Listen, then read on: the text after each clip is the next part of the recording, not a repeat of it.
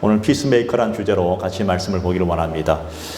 많은 사람들이 살아가면서 어떤 이중적인 성격을 가지고 있다라고 그렇게 얘기를 하기도 합니다. 나도 모르는 내 안에 어떤 마음이 이렇게 또 하나의 성격이 있는 것을 이렇게 얘기하더라고요. 유대인들은요, 이것을 이렇게 표현합니다. 내 마음 안에 선한 천사가 오른편에 있어가지고 항상 선한 일을 할 수 있도록 나를 도와주는 그런 역할을 하고, 내 왼쪽에는 악한 천사가 있어서 나를 하여금 잠깐만 악한 일을 할 수 있도록 나를 그렇게 잠깐 유혹하고 자극한다고 그렇게 설명하기도 합니다. 우리 마음속에 끊임없는 이 전쟁이 있다는 겁니다. 우리 마음속에 갈등이 있고 전쟁이 있고 고민이 있습니다. 그래서 우리를 하여금 한시도 편하게 만들지 못하고 내 안에 나도 모르는 전쟁이 계속해서 일어나고 있다라고 그렇게 얘기를 하고 있습니다. 그래서 이것을 사도 바울은 이렇게 고백하고 있습니다. 로마서 1장 19절에 보니까 내가 원하는 바 선을 행하는 것에 행하지 아니하고 도리어 원하지 아니한 바 악을 행하는도다. 사도 바울이 그렇게 고백하고 있는 거예요. 나는 선을 행하고 싶은데 나도 모르는 악이 나를 하여금 나로 잠깐만 악을 행할 수 있도록 그렇게 나를 유혹하고 있다는 것입니다. 그래서 그런 괴로움을 고백하는 겁니다. 어느 날은 선한 일을 하고 뭔가 성자 같은 그런 모습을 보이기도 하지만, 또 어느 날은 정말 악한 일을 하면서 악한 어떤 그런 악마 같은 모습이 되기도 하는, 내 안에 이런 갈등들이 계속해서 일어나고 있습니다. 여러분 어떠십니까? 여러분 지난 한 주 동안 살아가면서 여러분 안에 그런 갈등이 없었습니까? 나도 모르는 그 갈등들이 계속 나를 싸우는 거예요. 이런 갈등과 전쟁이 내 내적인 이 마음 안에서 일어나니까 단 한순간도 우리는 화평할 수 없는 그런 모습이 되고 있지 않는가? 과연 이런 화평은 도대체 누가 어디서 어떻게 끝낼 수 있는 것인가? 많은 분들의 마음속에 정말 내 마음이 화평하기를 원합니다. 근데 오늘 예수님이 뭐라 말씀하십니까? 화평하게 하는 자는 복이 있나니 그들이 하나님의 아들이라 일컬음을 받을 것이며, 이렇게 말씀하고 있지 않습니까? 오늘 주제는 화평이라는 단어예요. 이 화평이라는 단어를 화평하게 하는 자라는 이 말씀을 가지고 가만히 보면요, 헬라어 원어, 성경 원어에 보게 되면 에이레노 포이노스라는 단어인데요, 이게 두 가지 단어가 합친 단어입니다. 하나는 평화라는 단어가 있습니다. 또 하나는 만들다라는 단어가 있습니다. 그래서 평화를 만들다. 영어 성경에는 피스메이커라 이렇게 말하고 있잖아요. 그래서 피스메이커는 평화를 만드는 사람, 평화를 전하는 사람. 이 피스메이커라는 단어와 좀 비슷한 단어가 하나 있다면 이게 페이스메이커라는 단어에서 페이스메이커. 이게 뭔가 하면, 여러분 마라톤 할 때 보면 왜 앞에서 먼저 선두에 서가지고 이 달리는 것을 조절해 주는 사람이 있어요. 이 페이스메이커라는 사람이에요. 그래서 페이스메이커와 피스메이커의 공통점이 하나 있다면 이게 뭔가 하면 다른 사람을 도와주는 사람, 다른 사람을 이롭게 하는 사람이라는 그런 그 공통된 주제가 그 안에 있는데, 여러분이 화평이라는 단어를 국어 사전에 찾아보니까요, 이런 말씀이 있더라고요. 마음이 평온함, 또 사람과 사람 사이의 화목함, 국가와 국가 간의 화목함, 이게 국어 사전에 그렇게 나와 있어요. 그래서 과연 이 세상에 화평이 존재하는 것인가? 화평이 정말 마음이 편안하고 우리의 삶의 모든 문제들이 아무것도 없는 그런 진정한 평화가 우리 안에 있는 것인가? 또 나와 너 사이에 있는 것인가? 또 나라와 나라 사이에 있는 것인가? 없습니다, 여러분. 인류 역사를 보시기 바랍니다. 끊임없는 전쟁하지 않습니까? 지금도 여전히 어떤 나라는 전쟁이 있고요, 어떤 나라는 테러가 있고, 여전히 노사관계가 있고, 또 국가 안에서도 사회 안에서도 여전히 갈등이 있고, 심지어는 가정 안에서도 갈등이 있고, 심지어는 이웃 간의 갈등도 있고, 직장 안에도 갈등이 있습니다. 우리는 끊임없는 갈등과 전쟁과 테러와 여러 가지 것으로 우리는 힘들고 어려운 인생을 살아갑니다. 자, 그런데 주목할 점이 있다면, 예수님께서 말씀하실 때 이 화평이라는 단어를 화평을 소유한 자라고 말씀하고 있지는 않아요. 화평을 전하는 자, 화평하게 하는 자라고 말씀하고 있는, 그 화평을 소유했다고 말하고 있지 않은 것을 볼 때 우리 사람 안에는요, 이 세상을 사는 모든 사람에게는요, 화평이 존재하지 않는다는 것입니다. 예. 그러면 과연 이 세상에 진정한 화평이 왜 없을까? 그 이유가 무엇일까? 많은 사람들이 그렇게 화평을 원하고 평화를 원하고 평안을 원하는데 왜 우리 안에 이 세상에는 그런 진정한 화평이 없을까? 여러분 원래 원시 역사를 보게 되면 하나님이 창조하신 에덴 동산에는요, 진정한 화평이 있었습니다. 예, 거기는 평화가 있었습니다. 아담이 타락하기 전까지는 이 땅에는요, 하나님이 창조하신 만물 그대로 모든 만물이 조화롭게 평화를 이루고 있었습니다. 하나님과 사람 사이에 평화도 있었고요. 사람과 사람 사이에도 평화가 있었고요. 사람과 자연 만물 관계도 평화가 있었습니다. 전혀 조화로운 상태에 있었습니다. 그래서 완벽한 상태였습니다. 그래서 창세기 1장을 보면 하나님이 천지를 계속 창조하시면서 하나님이 보시기에 좋았더라, 좋았더라, 좋았더라. 사람을 만드신 후에 심히 보기 좋았더라. 그러니까 사람들과 사람들 사이에도 이런 화평이 존재했었습니다. 그래서 이 좋았다라는 단어를 이 히브리 원어로 보니까 토브란 단어인데 이게 어떤 뜻인가 하면 하나님이 의도한 상태로 그대로 정상적으로 진행되고 있다라는 뜻이 그 속에 포함되어 있습니다. 제대로 작동되고 있다. 우리 영어로 하면 완벽한 하모니를 이루고 있다. 이게 화평이더라고요, 보니까. 저는 여러분의 가정이 완벽한 하모니를 이루기를 축복을 드립니다. 이 공동체 안에 그런 화목이 있기를 바랍니다. 이 국가 간에, 사회 안에, 또 나라와 나라 간에 그런 화평이 있어야 되는데 사실은 그런 화평들이 참 없다라는 것입니다. 잠깐 있는 척 하다가 없어지는 거예요. 그렇지 않습니까? 그래서 왜 이런 화평이 없었을까요? 아담의 범죄 아닙니까? 아담이 하나님의 말씀에 불순종함으로 말미암아 이 세상에 죄가 들어오게 되고 그때부터 이 땅은 어떤 상태가 됐습니까? 완전히 깨어지게 됐다는 거예요. 첫 번째는 하나님과 우리 사이가 깨어졌어요. 하나님과 사람 사이가 이 화평이 깨어졌습니다. 아담이 범죄하고 난 이후에 하나님의 낯을 피해서 숨어버렸습니다. 그리고 하나님은 그 아담을 에덴 동산에서 추방시켜버렸습니다. 그래서 사람과 하나님의 사이는 원수 사이가 돼버린 거예요. 그럴 수밖에 없습니다. 그러니까 하나님과 사람 사이가 원수가 되어지니까 이 평화가 있을 수가 없는 거예요. 그런데 사람들은 참 이상해요. 그렇게 범죄한 이 사람들이 하나님과 화평할 수 없으니까 그 화평을 대체할 만한 수단을 찾은 것이 뭔가 하면 바로 물질이었습니다. 권력이었습니다. 명예였습니다. 사람이었습니다. 그런데 이 세상 그 어떤 것으로도 사람들은 절대로 이 세상의 모든 것을 가지고 다 소유했다 할지라도 절대로 화평할 수 없었음을 그들은 그렇게 고백하고 있지 않습니까? 이 땅에 수많은 지혜자들, 특히 이 성경에 보면 솔로몬이라는 왕은 이 땅의 모든 것을 다 한번 소유해 보지 않았습니까? 그러나 다 모든 것이 헛되도다. 오직 하나님만이 영광 받으십니다. 이게 모든 성경들의 얘기예요. 꼭 이 성경이 없는 얘기를 할지라도 역사상 지구의 역사를 보게 되면 수많은 사람들은 그것이 헛되다 이렇게 말합니다. 화평이 없다는 거예요. 쉽게 말하면. 일장춘몽이었다. 봄에 봄밤에 한번 깨어있는 잠깐 그것이 샀다 있다 사라졌다. 그런 얘기 아닙니까? 그래서 하나님과 사람 사이가 완전히 조화로움이 깨어져 버린 거예요. 두 번째는 사람과 사람 사이의 관계가 깨어져 버렸습니다. 여러분, 인류 최초의 살인자가 누굽니까? 가인 아닙니까? 가인이 돌로 자기 동생 아벨을 돌로 쳐 죽이잖아요. 여러분, 창세기 11장에 보게 되면 하나님 이 인간들이 물로 심판받지 않기 위해서 바벨탑을 쌓기 시작합니다. 바벨탑을 쌓는 그 순간 그 하나님 바벨탑을 무너뜨리시고 이 땅에 혼잡하게 만드셨습니다. 그때부터 모든 사람들의 관계는요, 지금까지 그렇지 않습니까? 갈등이고 테러고 계속해서 어떤 그런 여러 가지 어떤 문제들이 있지 않습니까? 지금은 핵의 위협이 있지 않습니까? 전쟁과 테러과 모든 시기, 원망, 불평이 다 거기서 나오는 거예요. 그러니까 이 땅에는 온전한 평화가 있을 수 없는 것을 보게 됩니다. 사람 사이는 절대로 화평이 있을 수가 없어요. 다 이익관계. 야, 너만은 절대로 변하지 마. 너는 평생 나와 함께 하는 거야. 그런데 사람은 진리가 될 수 없으니까 이 참 힘들고 어려운 문제라는 것입니다. 그래서 사람과 사람 사이가 화평이 깨어져 버리고, 세 번째는 사람과 자연과의 관계가 깨어져 버렸습니다. 사람이 자연을 파괴시켜 버린 거예요. 하나님은 분명히 뭐라 말씀하십니까? 창세기 1장에 보게 되면 뭐라 말씀하시죠? 이 땅을 다스리고 정복하라. 온 자연 만물을 다스리라 말씀했는데 오히려 자연을 깨트려 버렸습니다. 그러니까 자연과 사람 관계도 완전히 깨어진 관계가 되어버린 거예요. 그리고 자연과 자연물 사이도 깨어져 버렸습니다. 네 번째로. 여러분, 이 땅에 보세요. 이 사람은 약육 강색 아닙니까? 적자 행조 아닙니까? 힘센 짐승이 약한 짐승을 잡아먹습니다. 그런 거예요.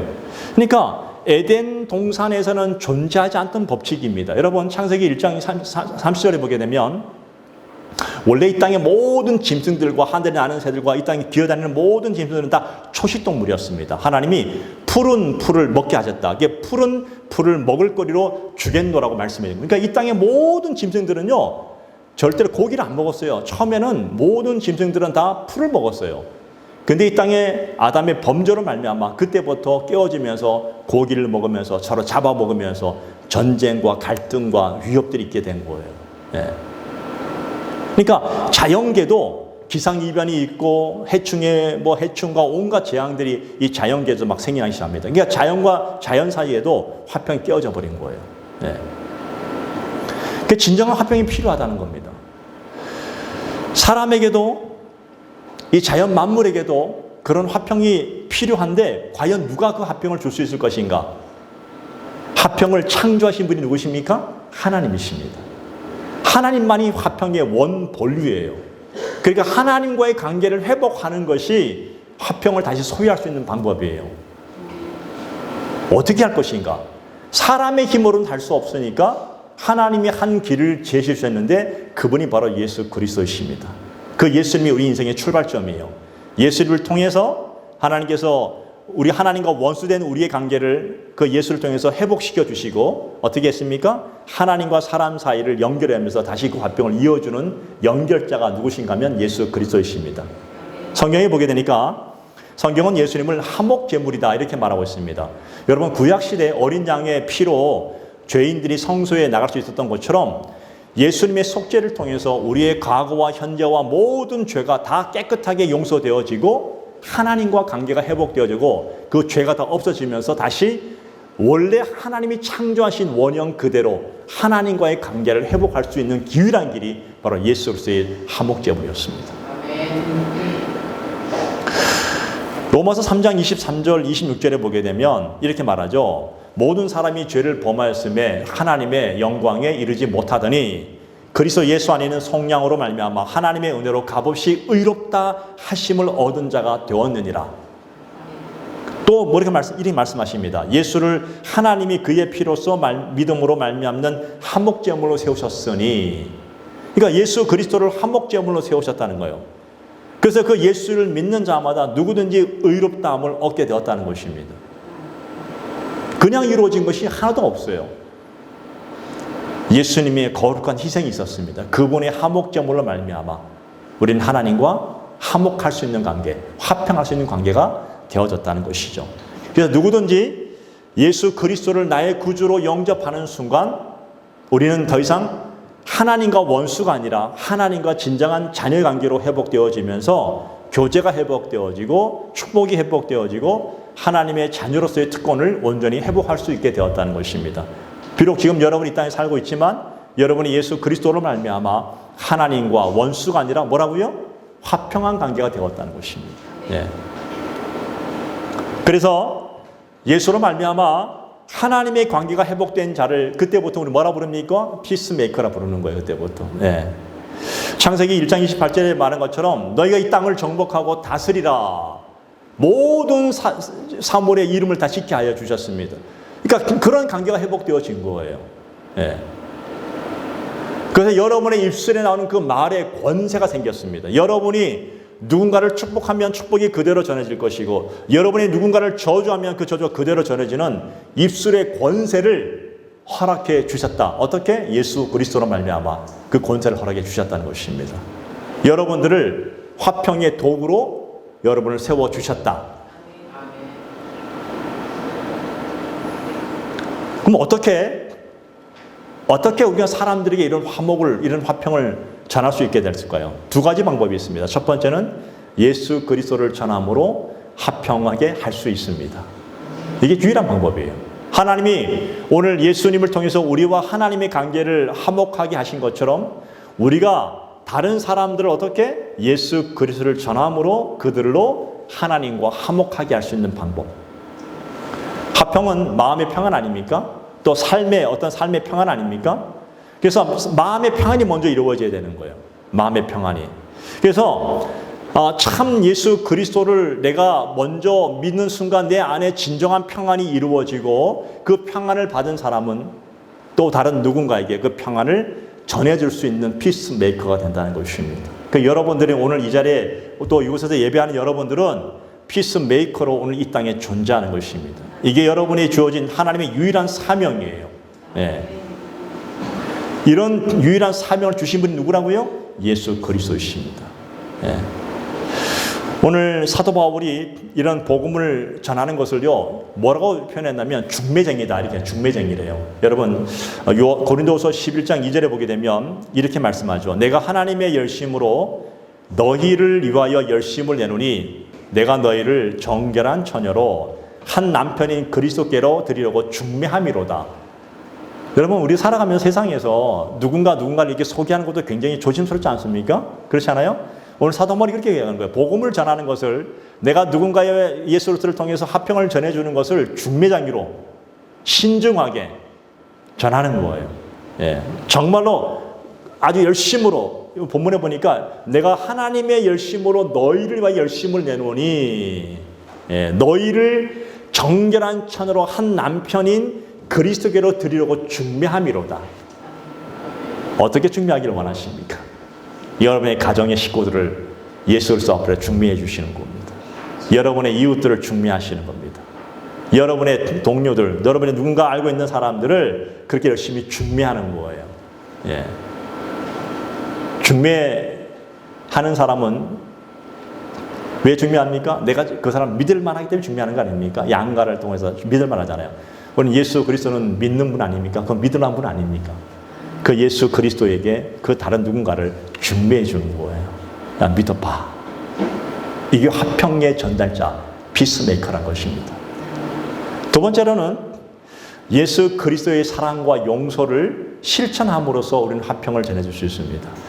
여러분, 평화는 그냥 공짜로 주어지는 것이 아무것도 없습니다. 반드시 사랑과 용서와 희생이 지불된 곳에 진정한 화해와 평화가 이루어지지 않습니까? 여러분, 이 요셉을 생각해 보시기 바랍니다. 구약의 요셉은요, 어떤 사람이었습니까? 야곱의 큰 사랑을 받았잖아요. 그러나 형들의 시기로 말미암아 죽을 뻔하다가 애굽의 노예로 팔려갑니다. 가족에게 받은 상처는 평생 지워지지 않을 수 있습니다. 요셉은 정말로 엄청난 일을 당한 사람 아닙니까? 보통 사람 같으면 원망과 평생 잊히지 않는 한을 가지고 살 수 있는데 요셉은 그 순간에도 어떻게 했습니까? 하나님을 바라봤습니다.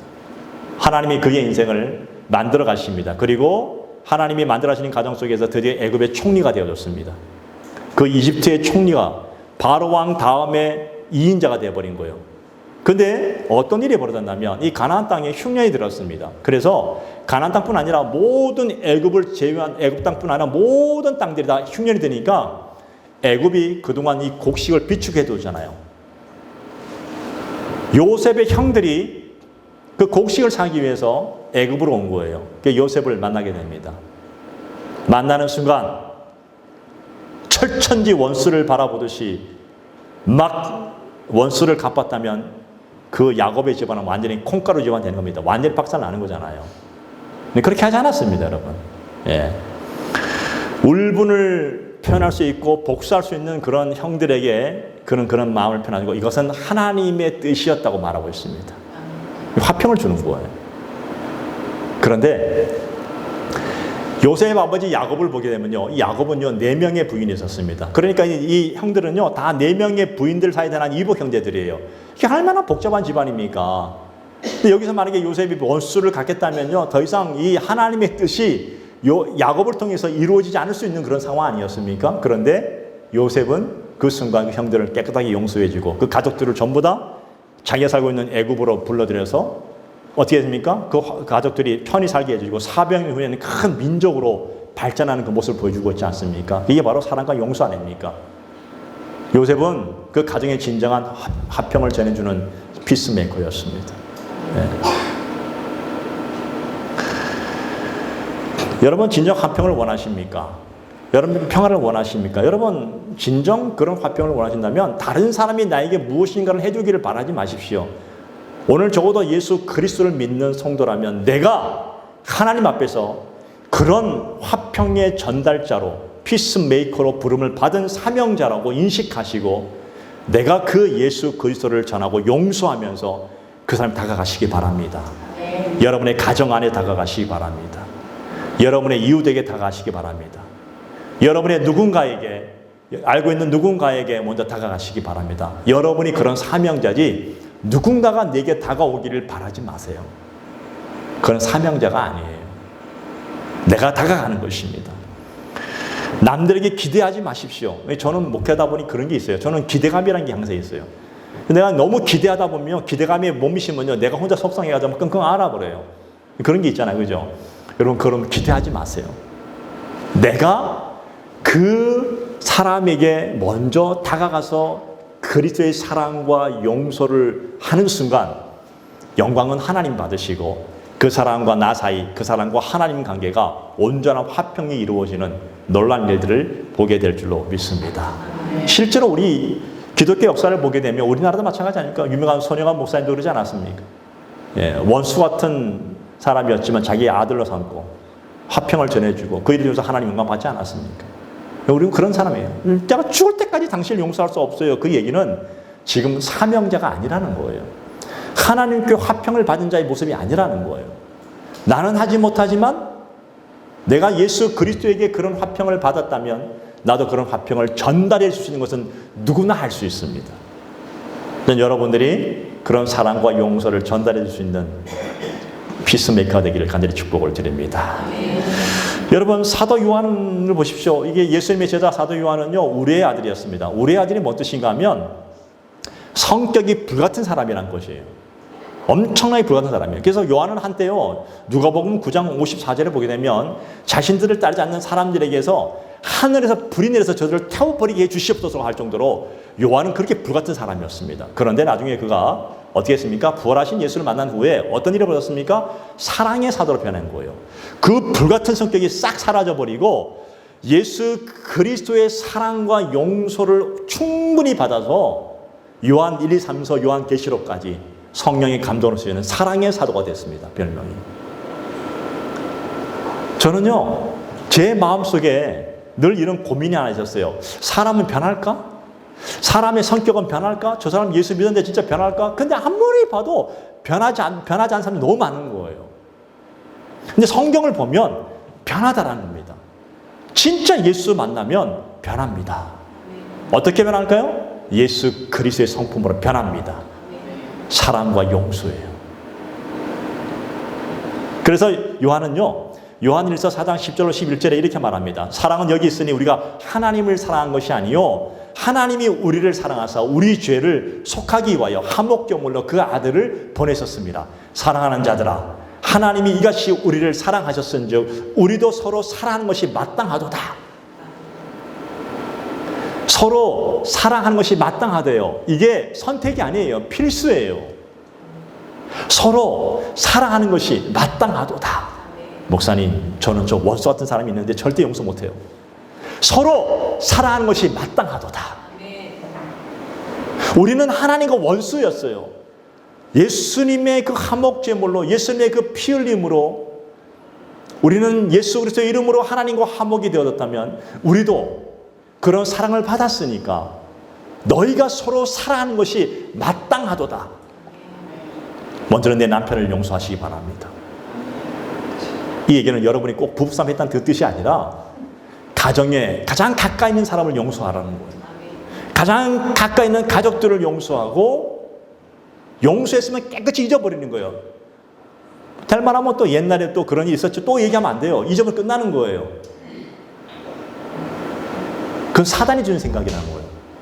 그 다음 내 이웃에 가장 가까이 있는 내 친구들, 이웃들을 용서하시기 바랍니다.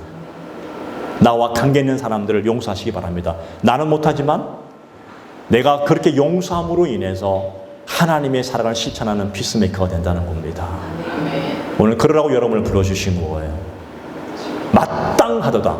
선택이 아니야. 필수예요. 이 필수를 절대로 이수하지 않고는요, 하나님의 자녀다움을 우리는 드러낼 수 없다는 것입니다. 여러분, 진정 화평한 사람이 되기를 축복을 드립니다. 자, 그렇다면 이런 화평하게 하는 사람이 받을 복이 뭔지 아십니까? 하나님의 아들이라 일컬음을 받는 복입니다. 여러분, 이 아들이란 단어를 보니까 어떤 영어 성경에는요, children, 이게 자녀란 뜻이 있어요. 꼭 아들만, 딸은 아니고 아들 그런 뜻이 아니라 그냥 자녀의 뜻인데, 하나님의 아들이라 일컬음을 받을 것이라. 그러니까 하나님의 예수 그리스도의 이름으로 누군가를 용서하고 사랑하고 누군가에게 화평을 전해주면 오늘 하나님의 아들이라 일컬음을 받을 것이라. 이 세상에는요, 교회에 나오는 사람들이 너무나 많이 있어요. 우리나라 안에서도 많아요. 수백만 이상입니다. 소위 예수를 믿는다고 하는 분들도 너무나 많이 있습니다. 근데 그런 분들 가운데 어떤 사람은 진짜 예수 그리스도의 이름으로 용서하고 사랑하는 피스메이커들이 있습니다. 근데 어떤 사람들은 트러블 메이커도 있습니다. 왜 교회 안에서 그런 분쟁이 일어날까요? 왜 성도와 성도 간의 분쟁이 일어날까요? 이 트러블 메이커예요, 전부 다. 그건 화평이 아니에요. 그건 사단이 주는 거예요. 사단의 도구가 되지 않기를 바랍니다. 하나님의 도구가 되시길 축복을 드립니다. 아니, 예수 믿는 사람이 가는 곳마다 그 장소에서 그 사람 때문에 화평이 이루어져야 되는데 오히려 그 사람 때문에 트러블이 일어난다면 그건 하나님의 얼굴을 먹칠하는 거 아닙니까? 안 그렇습니까? 하나님의 가문에 먹칠하는 사람이 되지 않길 바랍니다. 네. 예수님이 그러라고 여러분을 위해서 십자가에 달려 돌아가신 거 아니지 않습니까? 네. 예수님은 내 원수를 사랑하라고 말씀해 주지 않았습니까? 아, 내가 누군가를 용서하지 않고 어떻게 내가 하나님의 믿는다고 말할 수 있겠습니까? 그렇진 않아요. 먼저 나부터 용서하고 사랑하는 겁니다. 네. 화평한 자가 되는 겁니다. 그러면 우리가 진정한 피스메이커 역할을 감당한다면 오늘 성경이 뭐라 합니까? 하나님의 아들이라 일컬음을 받을 것이라. 내가 하나님의 아들이라고 얘기하는 게 아니라 다른 믿지 않는 누군가가 저 사람은 진짜 하나님의 자녀야. 야, 진짜네, 저 사람은. 진짜 예수 믿는 사람이네. 진짜 하나님의 자녀네라고 고백하는 거예요, 누군가가. 그런데 어떤 사람은 들으면 난 저 사람 때문에 다시는 교회 안 나가. 이러면 안 되잖아요. 다시는 예수 믿기 싫어. 이러면 안 되잖아요. 야, 나 너를 보니까 교회 못 나가겠다. 그래서 안 되잖아요. 난 너를 보니까 교회 나가고 싶어. 예수님 누구신지 알고 싶어. 하나님의 아들이라 일컬음을 받는 듯이 말한 그런 뜻이에요. 그러기 위해서는 내가 사랑받은 만큼, 용서받은 만큼 내가 누군가를 사랑하고 용서하는 거예요. 진정한 화평이 되는 것입니다. 그래서 여러분들이 어디서 무엇을 하든 어떤 관계에 있든 간에 누구를 만나든 간에 여러분 때문에 모든 관계가 이루어지고 화평이 이루어지는 놀라운 중재자가 되기를 바랍니다. 그러한 권세가 우리에게 있어요. 그런 특권이 우리에게 있어요. 그런 특권을 누리라고 우리를 불러주셨고 오늘 여러분 한 사람 한 사람을 피스메이커로 세워주신 것입니다. 오늘 제가 아주 젊을 때 고등학교 때 내가 봤던 이 시인데 성프란치스코라는 사람이 평화의 기도는 여러분 아시죠? 평화의 기도는 그 기도 마지막 이거 하고 제가 마치겠습니다. 주여 나를 당신의 평화의 도구로서 주소서. 미움이 있는 곳에 사랑을, 다툼이 있는 곳에 용서를, 분열이 있는 곳에 일치를, 오류가 있는 곳에 진리를, 의혹이 있는 곳에 믿음을, 절망이 있는 곳에 희망을, 어둠이 있는 곳에 광명을, 슬픔이 있는 곳에 기쁨을 심게 하소서. 주여 위로를 구하기보다는 위로하고 이해를 구하기보다는 이해하며 사랑을 구하기보다는 사랑하게 해 주소서. 자기를 줌으로써 받고 자기를 잊음으로써 찾으며 용서함으로써 용서받고 죽음으로써 영생으로 부활하리니. 성프란치스코라는 사람이 쓴 시 아닙니까, 여러분? 우리는 이 시를 너무나 잘 알아요. 이건 찬양으로도 이렇게 부르고 있지 않습니까? 오늘 전 이번 한 주 동안 여러분이 직장에 있던 누구를 만나든 간에 여러분이 가는 그곳에서 분열과 갈등과 트러블이 아니라 그곳에서 진정한 사랑과 화합과 평화가 이루어지는 그런 피스메이커의 역할을 온전히 감당할 수 있는 하나님의 자녀가 되기를 축복을 드립니다. 믿지 않는 누군가가 여러분을 바라보았을 때 아, 저 사람 진짜 하나님의 자녀네 라고 불림받을 수 있는 그런 귀한 한 주가 되기를 간절히 축복을 드립니다. 기도하겠습니다.